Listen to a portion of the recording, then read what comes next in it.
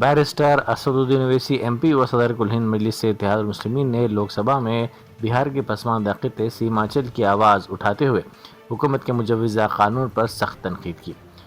انہوں نے وکست Bharat guarantee for روزگار اینڈ جیویکا مشن گرامین بل 2025 پر بحث کے دوران مودی حکومت کو تنقید کا نشانہ بنایا۔ انہوں نے انتباہ دیا کہ اگر یہ قانون موجودہ شکل میں نافذ ہو گیا تو سیمانچل کے علاقوں سے روزگار کی تلاش میں ہونے والی نقل مکانی میں مزید تیزی آئے گی۔ انہوں نے کہا کہ یہ بل دیہی علاقوں میں روزگار کی ضمانت دینے کے بجائے وہاں کے لوگوں کی معاشی مشکلات میں اضافے کا سبب بن سکتا ہے۔ آپ نے مجھے ایک اہم بل پر بولنے کا موقع دیا۔ سر، اس وطن عزیز کے غریب، بے روزگار اور بھوکے لوگ اس ایوان میں موجود برسر اقتدار جماعت کے لوگوں کو ایک پیغام دینا چاہ رہے ہیں کہ شاعر نے کہا کہ بھوکوں کی نظر میں بجلی ہے، توپوں کے دہانے ٹھنڈے ہیں، تقدیر کی لب پہ جنبش ہے، تدبیر دم توڑ رہی ہے۔ سر، اس طرح کا ایک قانون بنانے کی کوشش کی جا رہی ہے جس سے غریبوں کو فائدہ ہوتا تھا۔ آج وہ قانون جو ڈیمانڈ ڈریون گارنٹی تھا، اس کو حکومت بدل کر ایک مرکزی معاون اسکیم کے طور پر نافذ کرنا چاہتی ہے۔ سر، جب تک کسی پنچایت کو نوٹیفائی نہیں کیا جائے گا، اس پنچایت میں کام نہیں ہوگا۔ حکومت کی یہ پالیسی ہمیشہ یہ رہی ہے کہ ہر اختیار کو حاصل کرنا چاہتے ہیں اور ایک ڈکٹیٹر کی طرح وہ حکومت کو چلانا چاہتے ہیں۔ سر، آپ بتائیے مرکزی حکومت یہ کیسے فیصلہ کرے گی کہ ایک ڈیمانڈ ڈریون گارنٹی کو آپ ریاست کو بولیں گے نارمیٹیو ایلوکیشن کر دیا جائے گا، اور اگر کوئی ریاست اس سے زیادہ اخراجات کرتی ہے تو پھر ان کو اس کا بوجھ اٹھانا پڑے گا۔ مطالبہ پر مودی گارنٹی کو ایک سپلائی ڈیمانڈ پروگرام پہ تبدیل کیا جا رہا ہے۔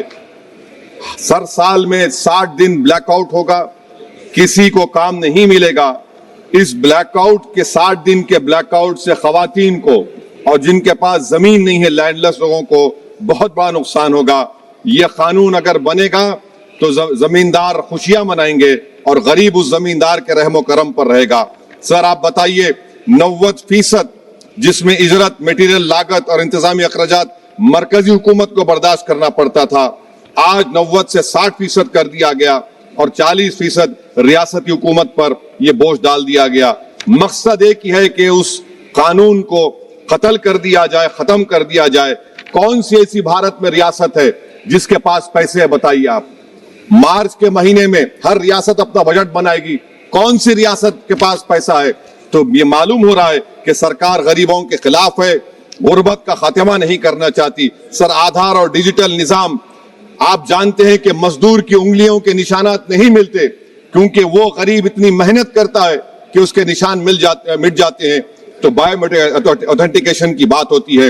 سر، جولائی 2025 میں NSS کی رپورٹ ہے کہ بایو میٹرک سے نقصان ہو رہا ہے۔ تو سر، میں اس اسکیم کے اور اس قانون کے خلاف ہوں، اور میں اپنی بات کو ختم کرتا ہوں کہ کسی شاعر نے اچھا کہا تھا کہ جس کھیت سے دہقان کو میسر نہ ہو روسی، اس کھیت کے گوشے گندم کو جلا دو۔ پلائن ہو رہا ہے سر بہار میں، سیمانچل میں۔ اب یہ قانون اگر بنے گا تو سیمانچل میں 1.5 کروڑ لوگ پلائن کرتے تھے، مجھے افسوس کے ساتھ کہنا پڑے گا کہ تعداد بڑھ جائے گی، مگر بھارت کا غریب دیکھ رہا ہے، بھوکا دیکھ رہا ہے، اس کا جواب ضرور دے گا۔